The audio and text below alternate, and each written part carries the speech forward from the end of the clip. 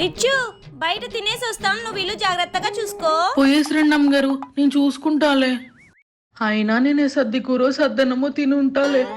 సర్లే, నువ్వు మాతో పాటిరా. తనెందుకు? రిషు, ఇంట్లో తను మనకంత హెల్ప్ చేస్తుంది, కనీసం హోటల్ ఫుడ్ తినిపిలేమా? బానే. Sir order. ఒక చికెన్ బిర్యానీ.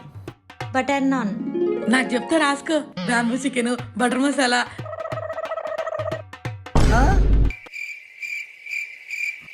ఓ మేం పేదోళ్ళం కదా, ఇన్ని ఆర్డర్ చేయకూడదు కదా. యాదో పెరుగన్నం పెట్టండి అమ్మా, తినిపోతాం. పర్లేదులే,